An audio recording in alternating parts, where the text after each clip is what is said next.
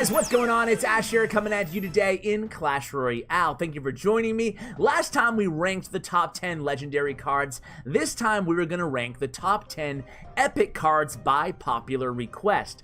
Now let me tell you, this was way more challenging to do compared to the legendary ranking video. There are so many really good epic cards. Some of the cards that I had to leave off this list may surprise you, but before we get to the list, let me quickly run down the 4 pieces of criteria that we're going to judge these cards based upon. So number 1 is going to be the utility. Basically, how effective is the card given the elixir cost of the card. Number 2 is the versatility. How many decks does this card fit into? Number 3 is just the sheer power. What are the win rates of this card? And number 4 is redundancy, meaning how unique is this card? Can other cards do the same thing just as well as this card or even better? So those are the criteria. Let's go ahead and get to the list with number 10. Number 10 on the list is going to be Goblin Barrel. Goblin Barrel is a win condition. The reason it's so low on the list, relatively speaking, is because Bait has a lot of counters right now. A lot of NATO, a lot of Bar Barrel, a lot of Log going around in the game, and Bait has been in better spots. However, that can take nothing away from the Goblin Barrel, which was originally 4 elixir and did death damage. Now, that was a long time ago. Now it's a 3 elixir card, which is the staple of every Log Bait deck inside the entire game. So because of that, Goblin Barrel certainly deserves a spot on the top 10 list here of epic cards. Let's go ahead and move on to number 9.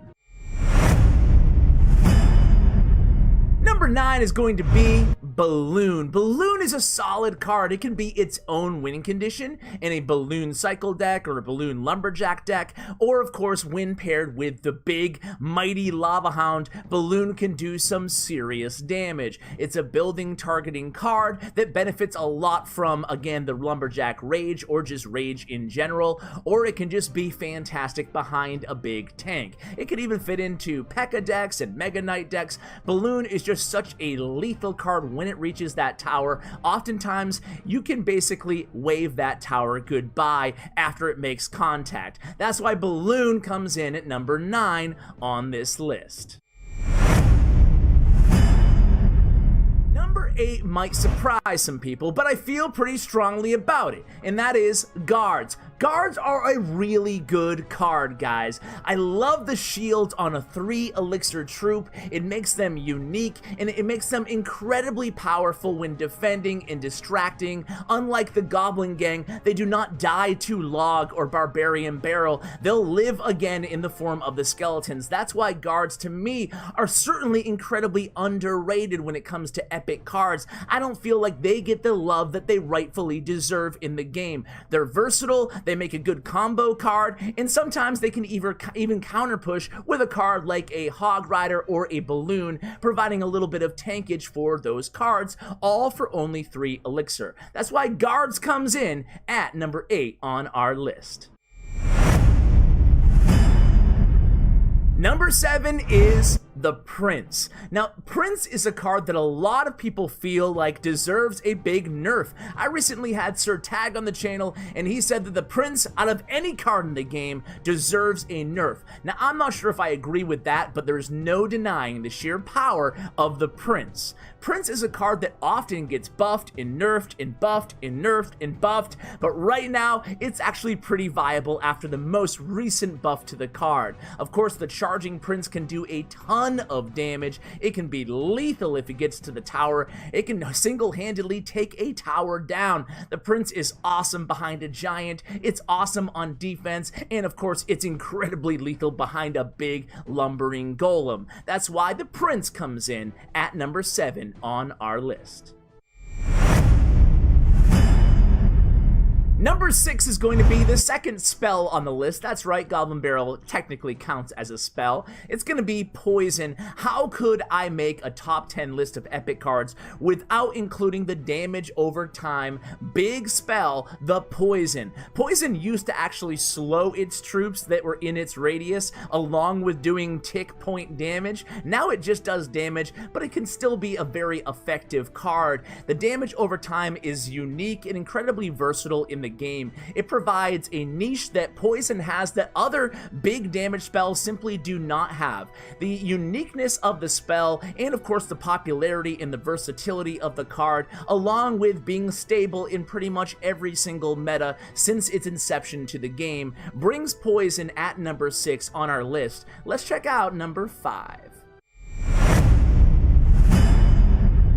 Number 5 is our third spell on the list, and technically you could probably make a case for this card to be as high as number 1 on the list. And it's another card that they have buffed and buffed and buffed until it's actually viable. That's right, it's the Barbarian Barrel. Barrel is so strong. It can make a natural tank for a graveyard deck for only 2 elixir. It can do a lot of the things that the log can do, but it can just provide a nice easy 2 elixir tank if you need one. It can take out archers and obviously girl rascals. It has a lot of versatility. It's an awesome card, and we're actually starting to see it in almost every single deck. I think the only archetype left that really doesn't use Barbarian Barrel and still prefers the log is Bait, which is not incredibly popular right now. So we're seeing it in siege decks, we're seeing Barbarian Barrel in golem decks, of course we're seeing it in graveyard decks and minor poison decks. Barbarian Barrel is everywhere, and it is the number 1 spell in the game, even over Zap and Log right now. I think you can make a strong case it belongs even higher on the list, but for now, we'll keep our expectations somewhat tempered because you never know, they could nerf the card in the next balance update. So that's why it comes in at number 5 here on the list. Number 4 is the king of all tanks. It is the Golem. Golem is a polarizing card. He has the most hit points in the game. He does an incredible amount of death damage. He spawns 2 Golemites who have a lot of HP themselves. Golem is the best tank in the game, the biggest tank in the game, and he certainly deserves a spot in the top 5 of our strongest epic cards. Of course, he is an archetype within himself. He's the king of beatdown decks, and I think he's always been viable in the game. I said the card was polarizing. A lot of people feel like Golem needs a nerf. It's never really gotten a nerf, but me personally, I think that Golem is really strong, and I think it keeps a lot of other archetypes in check. I like the Golem, but nevertheless, he's incredibly powerful. So that's why Golem comes in at number 4 on our list. Coming in at number 3, well, let's think about it. What counters the Golem, is popular in Control, is popular in Bridge Spam, is popular pretty much everywhere in the game? It's the P.E.K.K.A. She is a incredible card, and we talked about Beatdown keeping other archetypes in check. How about P.E.K.K.A. keeping Beatdown in check? Think about Golem in giant decks if the P.E.K.K.A. wasn't around. P.E.K.K.A. is an incredibly strong card. Some of you may be surprised that I'm including her this high, but just look at the recent 12-win grand challenges on Stats Royale, and you will see P.E.K.K.A. deck after P.E.K.K.A. deck after P.E.K.K.A. deck. P.E.K.K.A. is the mother of Control, the mother of Bridge Spam, and the mother of many different hybrid decks. She packs a super heavy punch with her mammoth sword, and that's why she comes in at number 3 on our list. Nothing could stop the P.E.K.K.A. Alright guys, only 2 cards left, so coming in at number 2 is going to be the Electro Dragon. It might surprise a lot of you guys that I didn't have Electro Dragon at number 1, and the reason for that is, to be honest with you guys, I think that it's a powerful card. It probably needs a nerf. It's probably going to get a nerf. It seems like it's in every deck right now, from 3 Musketeers to Golem to really anything, Control, and it's everywhere, right? There's no doubt about it. The Electro Dragon is the strongest card added to the game since, well, recruits when they were broken at 6 elixir. But before that, since the Night Witch, the Electro Dragon really sets a precedent right now in the game as being the annoying card. I anticipate a lot of Electro Dragon bans at CRL World Finals, and rightfully so. We talked about it with the P.E.K.K.A, but take a look at tournament level standard use and win rates of the E-Dragon. They are unprecedented. They are that high right now. There's no arguing that Electro Dragon belongs at the top of this list, but I didn't feel he was number one worthy because he really hasn't stood the test of time, and I have a feeling he will be getting hit pretty hard with the nerf hammer, so we're going to go ahead and include him at number 2 today. So let's go ahead and cover a few honorable mentions before we get to my number 1 epic card.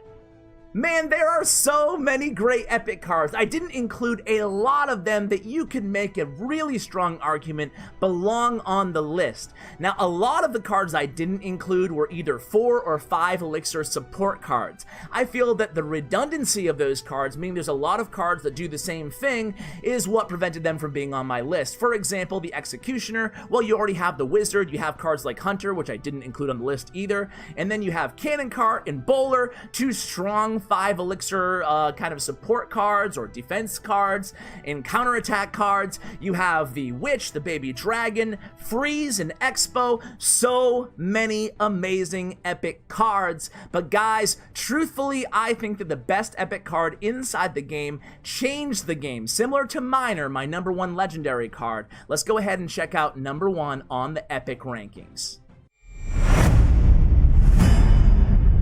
That's right, you guessed it, that leaves no card other than Tornado to come in at number 1 on our list. Tornado is so strong. Think about the game before Tornado was added. There were barely any King Tower activations. That's now a huge part of the game. And then think about the synergy between NATO and pretty much every splash card. Ice Wizard, Baby Dragon, Wizard, Executioner. Tornado really made a lot of cards useful that weren't previously useful in the meta. Tornado can change a game in one play for 3 elixir. It does damage. It clumps everything up together. It can activate your King Tower. Tornado is a relatively high skill card, meaning that really anybody can play it, but if you can master Tornado, you can capture incredible value, all for, again, a 3 elixir cost. Guys, what do you think? Am I right? Is NATO the strongest epic card in the game? I want to hear from you guys. Let me know in the comments below which cards you would have included in your top 10, and maybe drop your top 3 epic cards in the comments below, and I'll go ahead and check out what you guys have to say. I hope you enjoyed this ranking video. Give me an idea for the next ranking video. What do you want to see me rank next? Should I just go down the rarities, maybe do rares and common cards, or should I switch it up? Let me know in the comments below, guys. Huge shout out to Clash Royale and Bren Chong, my YouTube partner. Check out his information as well in the description below. Thank you so much for watching till the end of the video. It means a lot to me, guys. And as always, take care, guys.